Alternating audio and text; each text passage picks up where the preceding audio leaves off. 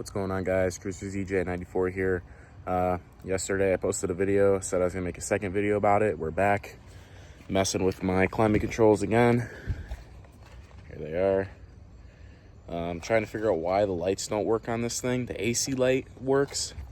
Got a little button right here, but none of the actual lights light up. So we're gonna be taking out my entire glove box assembly and taking a look at the wiring, see if anything came unplugged. And conveniently enough, my neighbor across the street from me is working on his ZJ. He has a 95 limited, so twins, I guess. So I'm gonna go ahead and flip the camera around. I'm gonna show you how to take your glove box off. All right, so this is like your little vent piece. This pops off. There is like a little sensor in there you need to twist and it comes right out. Don't need any screws for that.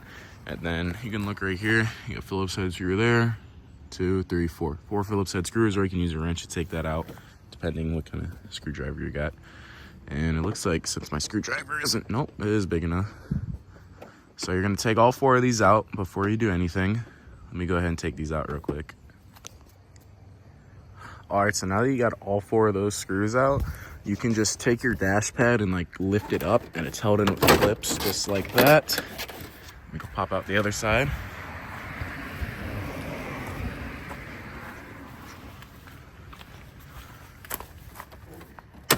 Just like that.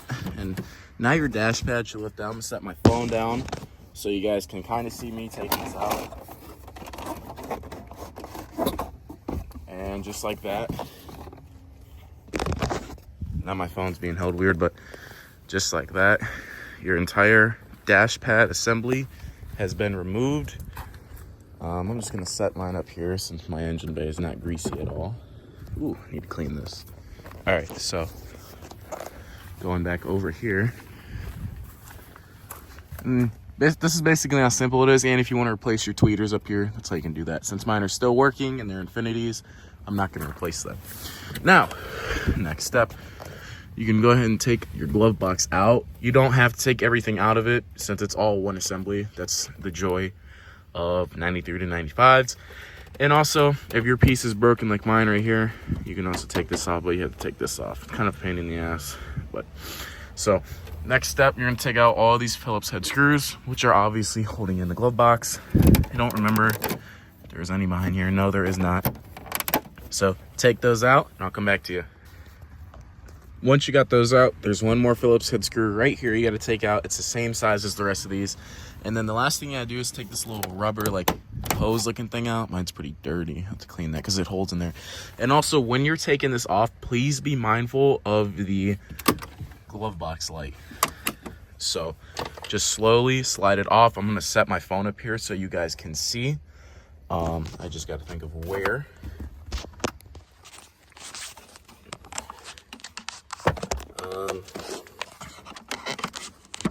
Hopefully you guys can see. I'm just gonna pick this up gently and slide it out.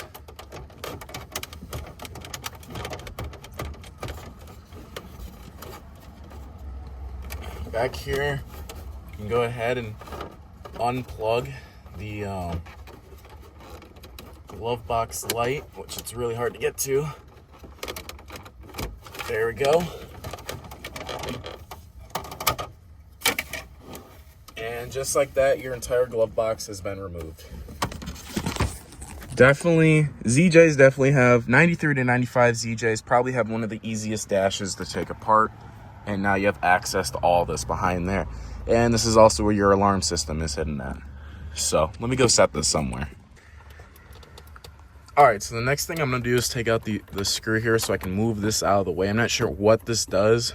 Like I said, I don't know half this. I'm not good with electrical, so I don't know. I mean, I am, but I'm not with car electrical systems. So we're gonna take this out and see what's behind it. So I just unbolted all this, and I really don't, because this right here is the wiring. This one goes to this module right here, and this is the one that has the lights and stuff built in it. So I'm starting now to figure out or wonder if it's this that went bad. We don't know though, so we're gonna plug it in and try it again, because if the AC light still works, which is right there, then the rest of these lights down here should work. And these are the only 2 that are in here. So we're gonna plug it back in real quick and turn the Jeep on, start it up, because there's nothing unplugged except for that, and it's not going to hurt anything. So.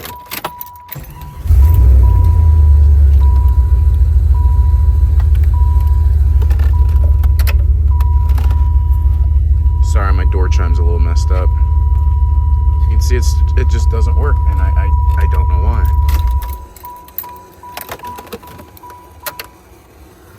Also, that's my power antenna making that noise, so don't question it. And that's all the wiring right there that goes into the fuse box. I just wish I'd know why this doesn't work. So we're gonna follow some of this wiring. So let's look at this blue and purple wire. I see it right here, it runs down. I'm just feeling with my hand, it goes behind the light. Looks like it goes into here. So I'm wondering if this maybe is loose. We're gonna unplug this and plug it back in and see what it does. I'm gonna do it off camera in case I mess something up. Cause yeah, look at this. That wiring harness runs down and goes into there. So maybe that's dirty or something and that's why it doesn't work. We're gonna try that. If it doesn't work, I lost all hope and I'm just gonna try replacing this, see if it works. So I actually just spent an hour talking to my neighbor over there. You can see him walking away. He has a 95 Orvis. I thought it was a limited. It's an Orvis. So we're back. Like, I don't remember what I said in the last clip, but I'm gonna bolt this all back together. I'm gonna take this inside and I'm gonna solder everything on it just to put some new solder, because they use a lead-based solder on this. So we're gonna try that. But oh yeah, this is what I was gonna do. I was gonna unplug this connector and plug it back in and see if that will solve anything. But we're gonna put this all back together first. So I'll come back to you when it's back together. And basically just put it back the way you took it apart. I will get a video of me putting the glove box and dash pad back in. So let's get started.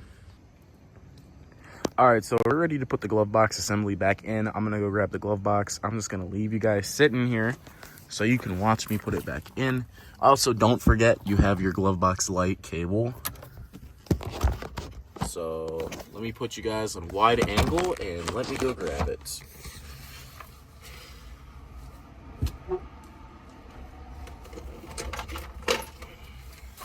Okay, so be mindful, like I said, plug back in your glove box light. Okay, there we go. And then what you're just gonna do is lift it up, line it up, and slide it right on. And it should, maybe yours will clip on, I don't know, and that, there you go, it's in. So all you got is 4 Phillips head screws up here and 1 down here. Now, since I remember my screws, I can mix them up and remember which ones is which. If you don't remember which one is which, it will be this guy right here, not these other weird looking ones in here. So let me go ahead and bolt this back on and we'll get everything else put back together, or actually the dash pad, because I'm taking that out. So all right, so now that you got your glove box screwed back in with the cover and the little thing put back on, now we're going to put in the dash pad. Now also, when you're putting in the dash pad, there's a little sensor right there. I'll zoom in on it. It pushes in and it twists. I'm pretty sure that's for the auto headlights, but I'm not entirely sure. So just be mindful when you're putting that in to make sure and put that back on, because I'm pretty sure if that's blocked, your auto headlights will not work. I think that's for that, or it's a temperature sensor. I'm not sure. So let me go ahead and get the dash pad. Let me go ahead and correct myself. It doesn't actually go into the dash pad. It goes in that little plastic piece I took off. So just run it through here. Just grab it.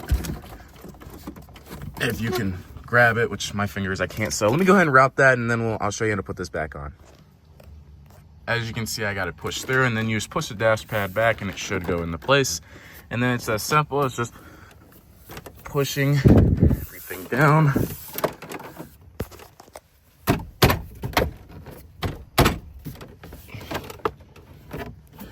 Go over here.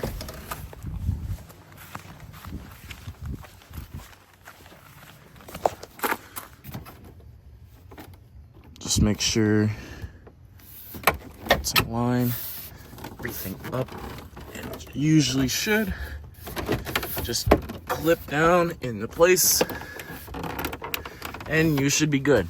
Now you can start reinstalling those 4 screws back in those little holes. All right, so now it's time to put this piece back in, and I don't know if they mount them in different places or if this is for something else. Not sure, but it goes right in here. You just push it in, twist it. So I'm gonna go and put this on. All right, so I got the entire dash back together. I decided not to leave this cover off because I am leaving here in a little bit. Gotta adjust my radius since this isn't the correct Jeep one. This is from a Dodge. But we're gonna unplug that connector right there and plug it back in, see if we can get these lights to work. I'm gonna clean up my mess that came out my glove or my armrest, so I'll get right back with you guys. Didn't record me messing with the connector. I tried messing with it. Couldn't get it to unplug too. It was like tape stuck to it. I didn't bother with it. I'm just gonna get a new climate control. I'm hoping that's the problem. If it doesn't, if it isn't that problem, then we're gonna have to move on to the next item, which could be my headlight switch. And if it isn't that, then I really don't know, because it was working one day and then it just stopped working out of nowhere. And I remember I was driving, I was like, my lights just go off. So yeah, but anyways, make sure to like, subscribe, post more videos obviously, and I'll see you guys in the next one. Later.